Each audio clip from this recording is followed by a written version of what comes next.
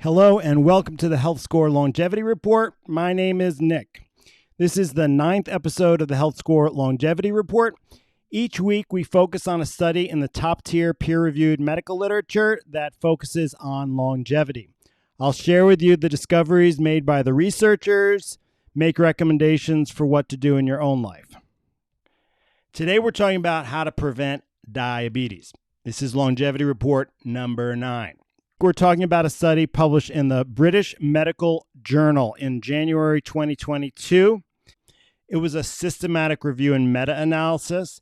It included 216 prospective cohort studies of 26 million participants.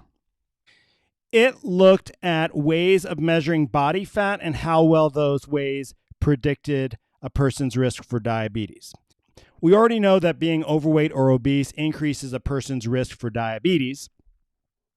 But the question really is, how well does body mass index predict that risk? Body mass index is your body weight over your height. It does not measure fat in particular, it measures your total body weight.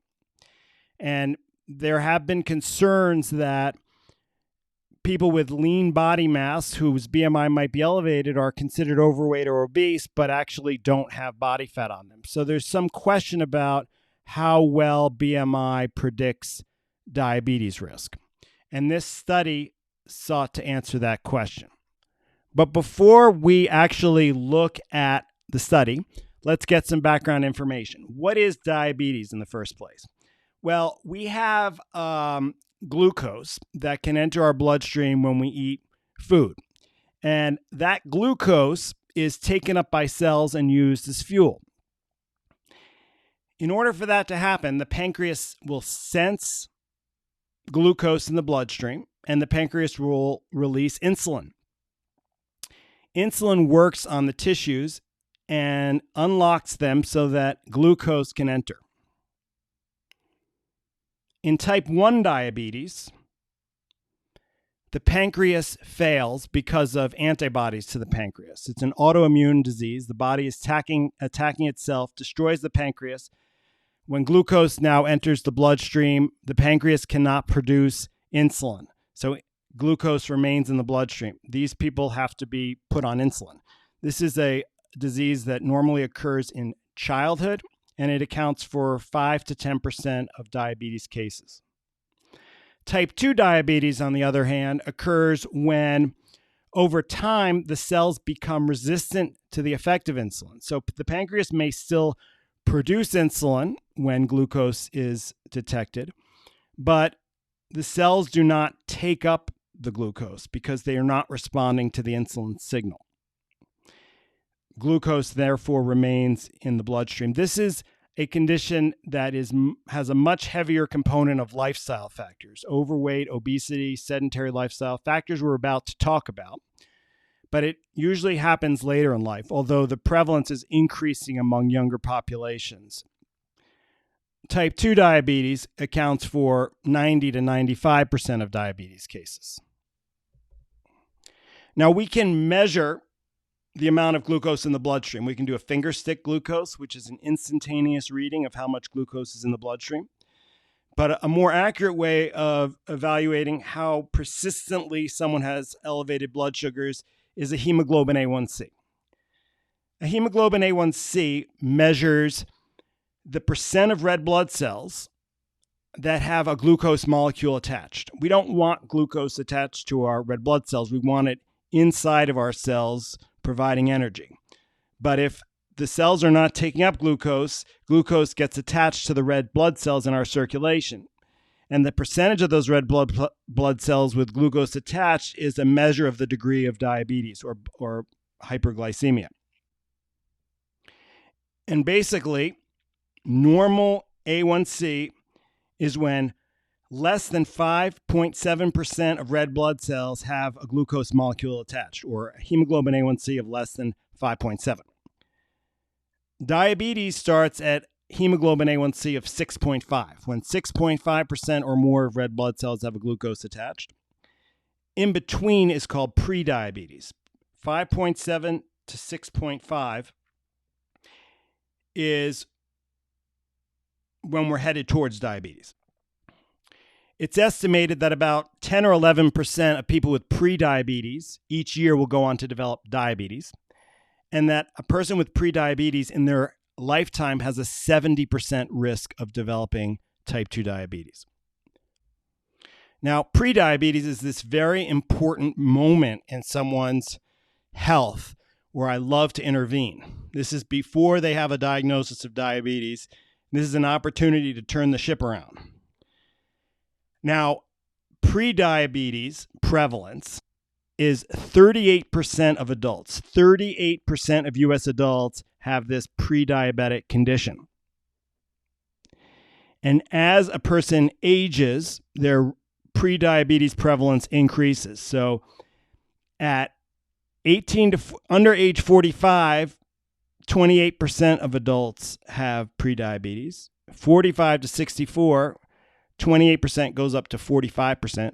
And then over 65, nearly 50% of people have prediabetes. The shocking thing is less than 1 in 5 adults, 17% of people with prediabetes actually know they have the condition. And these numbers are from the CDC. We've talked about the prevalence of prediabetes, nearly 50% in people who are 65 or older. Less than 1 in 5 know about it. Diabetes prevalence is around 13%. That's as of 2018. Now, that doesn't sound like a lot, right? But if you consider that in 1958, less than 1% of U.S. adults had diabetes.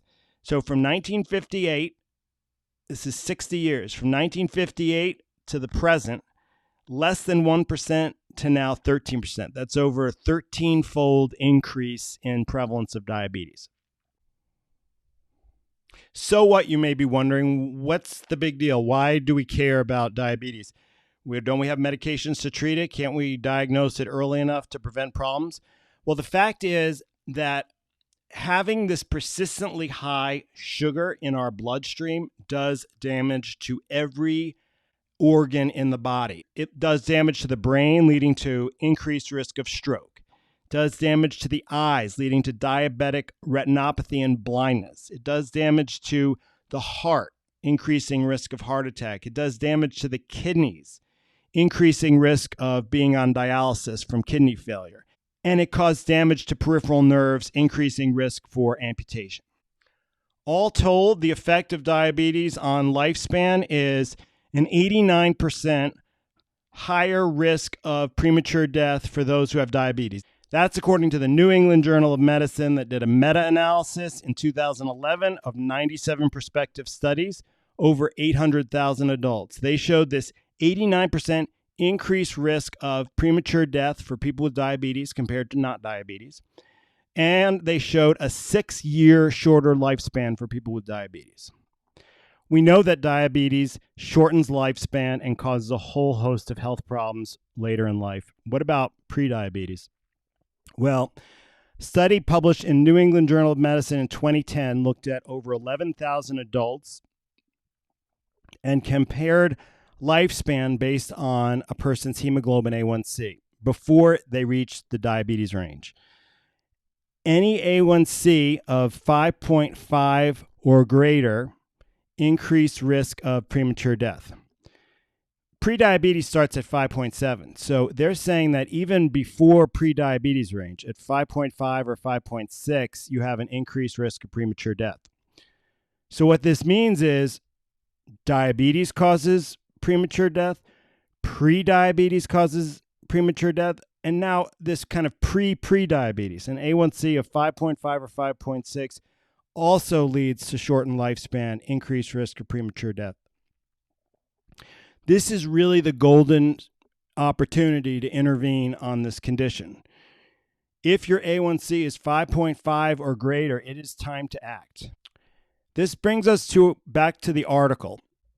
Recall that researchers wanted to evaluate how well BMI and other measures predicted risk of diabetes. And what they discovered was that there was a direct and linear relationship between a person's body mass index and their risk of developing diabetes in the follow-up period. A BMI of 23, which is just in the normal range, is the comparison. For every 5 units of body mass index increase above 23, there was a 72% increased risk of diabetes. So at 28 BMI, the risk was 72%. And as the BMI increased, the risk of diabetes went up 72% more for each 5 units of BMI increase. They also determined that other measures of obesity and overweight were effective in determining someone's risk of diabetes, including their waist circumference. The comparison was for a woman, it was 28 inches. For a man, it was 30 inches. So compared to a waistline of 28 inches in a woman, for every 4-inch increase in their waist circumference, there's a 72% increased risk of diabetes. Same for men. Compared to a waist circumference of 30 inches, there's a 72% increased risk in diabetes for each 4-inch increase. But what this really validates is the value of the body mass index in predicting a person's risk for diabetes, because that's the measure that probably has the most controversy around it. And this study clearly shows that a BMI is an accurate predictor of a person's risk for diabetes. We know that overweight and obesity are strong predictors of a person's risk of diabetes, and now we know that BMI is an accurate way of measuring overweight and obesity to predict risk of diabetes. The question is, why does overweight and obesity lead to diabetes? Well, the mechanism is complex and it's poorly understood. But one thing we know is that fat cells, they're called adipocytes, especially fat cells that are located in the abdomen, this is called visceral fat, are highly active. They release free fatty acids, for one, and they also release cytokines, inflammatory molecules. It's thought that free fatty acids and cytokines producing inflammation affect the way that insulin is received by cells and lead to this insulin resistance. We talked about how diabetes is a result of the cells no longer responding to insulin. Well, it's probably something to do with these free fatty acids and these inflammatory molecules gumming up the system and preventing the uptake of glucose in the peripheral cells, causing this insulin resistance. Clearly now, one risk factor, the most important probably, is overweight and obesity. What are the other risk factors for developing diabetes? Well, I just recently, this past week, did another literature review where I looked at only the top tier medical journals, and I asked the question, what factors have been demonstrated that are modifiable, have been demonstrated to increase someone's risk of diabetes? What I came up with are a whole host of factors, but I'll give you a summary of them now. Psychological health, so tobacco use and depression. For nutrition, foods such as white rice, red meat, processed meat, and sugar-sweetened beverages, and a sedentary lifestyle all raise risk of diabetes. I also looked in the literature for protective factors. Sufficient sleep, foods such as whole grains and nuts, physical activity, including aerobic activity and strength training, and finally, in people with prediabetes who are not able to lower their A1C as a result of lifestyle changes, the addition of metformin, in particular in people under age 60. The bottom line is that an A1C of 5.5% or greater is a health risk, does confer a shortened lifespan, and a holistic approach involving psychological health, nutrition, and physical activity is really optimal for reducing A1C and preventing risk for diabetes. What I recommend is that you know your A1C and make sure you check it annually.